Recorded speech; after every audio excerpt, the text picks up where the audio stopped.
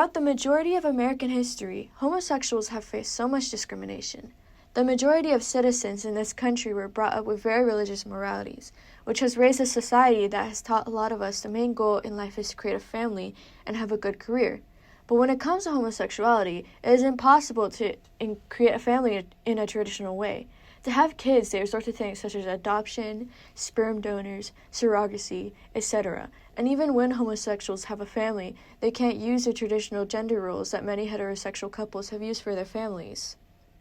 This is the main reason for homophobia, and the reason why there's been such a delay in the legalization of same-sex marriage in America. It was only until 2004 that states started to legalize same-sex marriage and have marriage ceremonies for homosexual individuals. And it was only until June 26, 2015, that all 50 states legalized same-sex marriage by the Obergefell v. Hodges ruling. And slowly made an entire country realize that love is love. While this ruling made same-sex marriage a thing that could happen nationwide, there's been a history of certain states legalizing it, banning it, legalizing it, then undoing their decision. It's messy, to say the least. This process started in Massachusetts, where the Goodrich v. Department of Public Health ruling required the state to recognize all homosexual marriage, followed by 6 months later the state turning into the first to legalize homosexual marriage, along with issuing the first same-sex marriage licenses on May 17, 2004. Following their decision, there were 13 states in the same year that legally defined marriage as a union between one man and one woman. This continued with 8 other states in 2006 doing the same. During this time in California, our governor at the time vetoed legislation 2 times that would have made homosexual marriage legal in the state. Then on May 15, 2008, the state legalized same-sex marriage only for a few months until Proposition 8 was put on the ballot to put a stop to it in November of the same year. But from 2009 to 2013, the Hollingsworth v. Perry federal court cases were able to help re-legalize same-sex marriage. Similarly, Maine reversed their own legislation in favor of same-sex marriage in 2009. Up until 2014, states were steadily becoming more accepting, and a great example of this is that 2 years prior, states such as Maine, Maryland, and Washington were the first states to legalize same-sex marriage through a popular vote. Another example is when 1 year prior to 2014, the United States v. Windsor ruled that Section 3 of the Defense of Marriage Act, which denied federal recognition of same-sex marriages, was in violation of the Fifth Amendment. By the time 2015 was coming up, states that contained more than 70% of America's population had legalized same-sex marriage. And after the United States v. Windsor ruling, the U.S. District Courts and Courts of Appeals found more and more state bans on same-sex marriage to be unconstitutional. And finally, in June 2015, after a long battle, the gays won. Giving homosexual couples the right to marriage has had several benefits on the lives of these couples and their children for the couples that have them. Let's take a look at one of the teachers of San Leandro High, who's very proud to have a wife and children. My wife, Lisa, and I, we've been together just a little while. We fell in love in 1998, 25 years ago. And we were ending relationships, the relationships that we had our children in, and we were newly single, and we found each other. She had brought 3 children, and I brought 2. So we had 5 children between the ages of 8 and 12, but they were all like the same ages and the same, anyway. And so it took us a long time to figure out how we were gonna make it work and live together and manage our children going to elementary school and middle school and high school.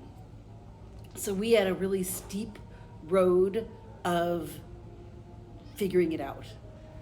And we decided that we wouldn't get legally married until not only was it legal in the state of California, but we wanted to get legally married when the federal law would accept gay marriage, because I didn't want to file 2 different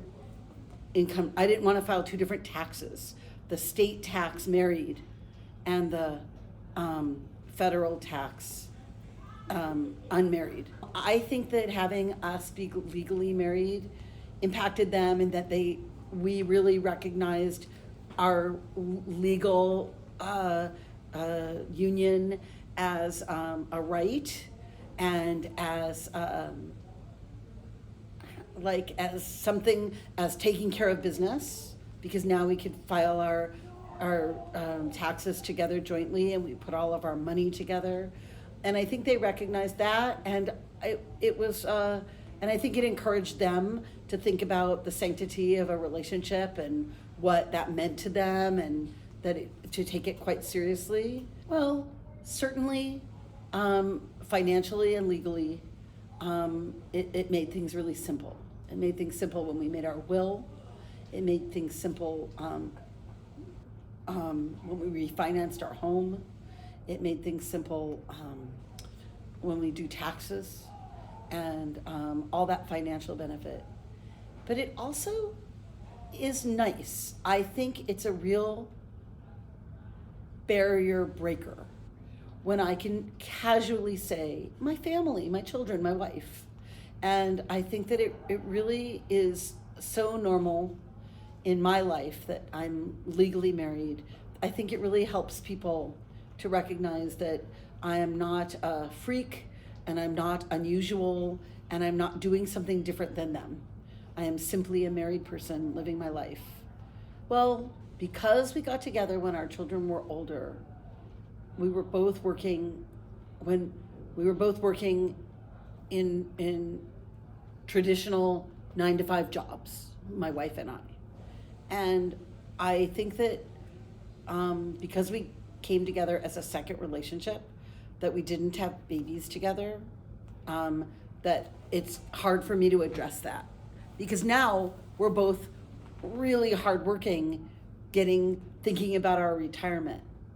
But I think, like I said before, I think our family presents in a very traditional way, except we're two mamas, and we're the grandmothers, we're the mothers, and we don't have really defined roles around what you would consider a male role and a female role, except like I cook and my wife cleans. Mm-hmm. But we do that mostly because I hate to clean in the kitchen. But so we definitely have divvied up the household chores. Do you know? I always vacuum. She never vacuums. I never clean the bathroom. She always cleans the bathroom. Like, I make the mess. She cleans it in the bathroom. So like, we do have defined, but I don't think that you would call like our chores or our jobs. She had the fancy car, the new car, for many, many years, and I had the old beater, and then I got a new car, and now I park in the driveway, and she's on the street. It's really good. So I don't think that we fall into those traditional roles, but it would have been different if we'd have had our babies together, because someone is often, and not always, but someone is often supporting the family financially, and that person is going to be more in that role of not being as present.